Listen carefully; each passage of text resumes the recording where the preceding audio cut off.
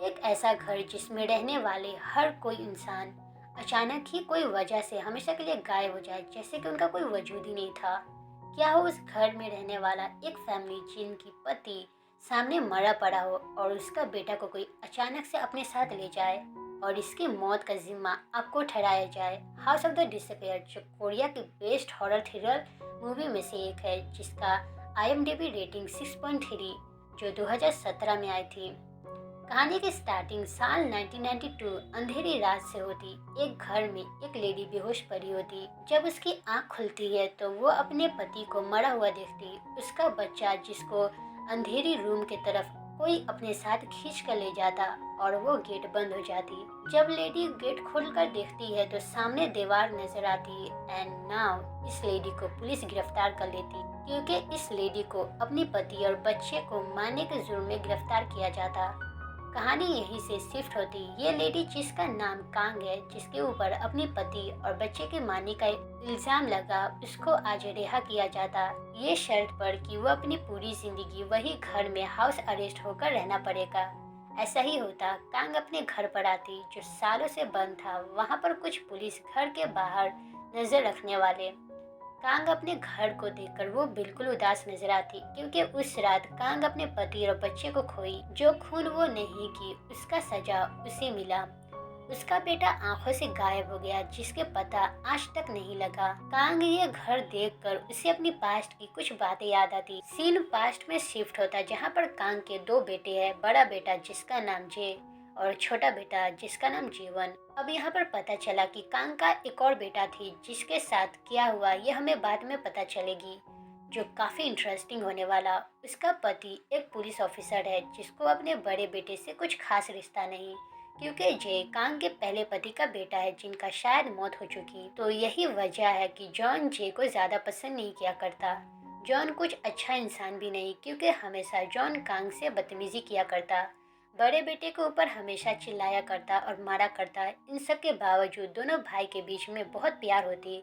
Scene फिर से present में आती, जहाँ पर कांग से मिलने फादर आता। कांग गॉड पर भरोसा करना छोड़ दी तो अब उनके रिलेटेड कुछ बात नहीं करती, क्योंकि अगर गॉड होते तो कांग के साथ जो कुछ भी हुआ वो सब नहीं होता। फादर समझाता कि गॉड हर जगह है, हर किसी पर नजर रखता, उनके साथ जो कुछ होता है उनकी उसमें कोई गलती नहीं, वक्त के साथ सब कुछ ठीक हो जाएगा। और उस रात जो कुछ भी हुआ, फादर उस रात के बारे में पूछता और कांग पर भरोसा करने का बात करता कि कांग कुछ भी नहीं की। तो कांग पहले तो बताने से मना करती, बट फादर की बात सुनकर कांग अपनी कहानी नरेट करना स्टार्ट करती। दिखाया जाता कि जे अपने भाई और दो फ्रेंड के साथ स्कूल स्किप करते हुए एक बुरी औरत के गेम शॉप में जाती, जहां पर ये सभी गेम खेलते। यहाँ पर जे अपने फ्रेंड के साथ यूनिक हैंडशेक करता। हमें यहाँ पर ये भी पता चलता कि जे एक लड़की को पसंद किया करता, जो कि उसकी फ्रेंड है। जे अपने पास से कुछ स्टोन गिफ्ट करता। ये लड़की भी जे को पसंद किया करती, बट दोनों में अभी कन्फेशन नहीं हुआ। घर आने के बाद दोनों बच्चे अपने अपने काम में बिजी हो जाते। जॉन हमेशा की तरह कांग से बदतमीजी करते हुए घर के बाहर चले जाता। कुछ देर बाद घर के अंदर एक अनजान सी आकृति दिखाई देती।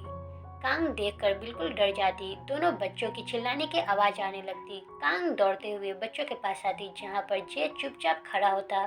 जीवन कहता, जे पता नहीं क्यों दरवाजा पीट रहा था, मुझे बिल्कुल डरा दिया।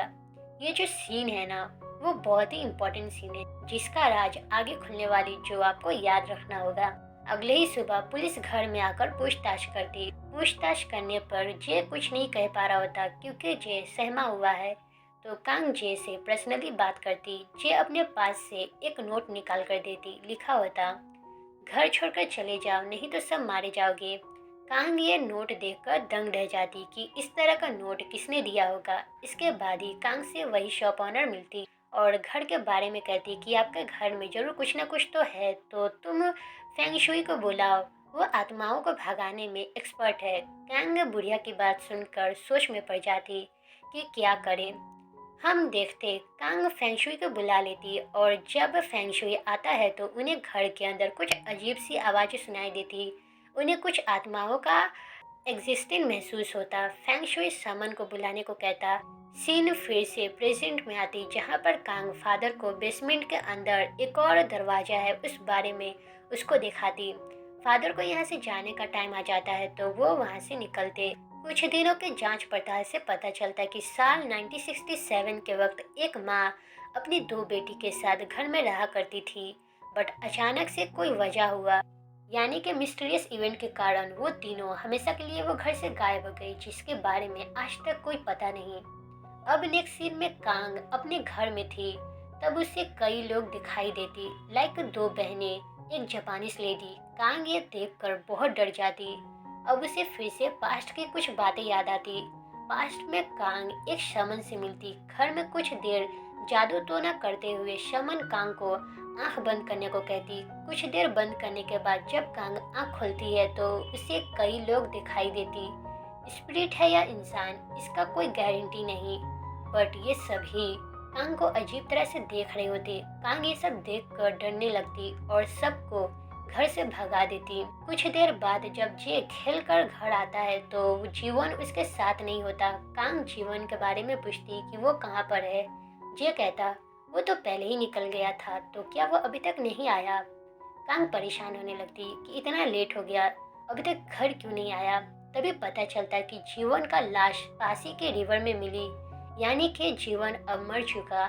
सभी जीवन को देखकर रोने लगते। जॉन जे से काफी नाराज हो जाता है कि वो जीवन के साथ क्यों नहीं था, इतना छोटा और आज सबके पास नहीं। ऐसा लगता कि सभी के ऊपर दुख का पहाड़ गिर गया, जिसके वजह से सबकी आंसू रुकने का नाम नहीं ले रही। अब सीन प्रेजेंट का होता। फादर कई जगह पर जाकर घर के बारे में पता लगाते। पता चलता कि इस घर को 1942 में जापानीज जनरल के द्वारा बनाया गया था और ये आर्टिकल एक रिपोर्टर ने लिखी, जो अब बहुत बूढ़े हो गए।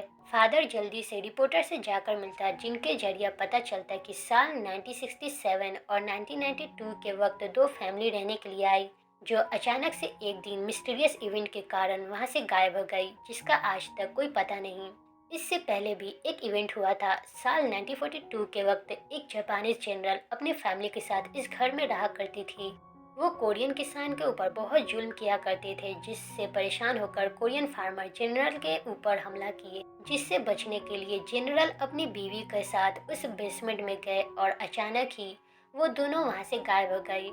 और फार्मर की बात है तो वो सब जनरल को ना पाकर अफवाह उड़ाने लग गए कि वो सब मारे गए, बट ऐसा कुछ भी नहीं हुआ था।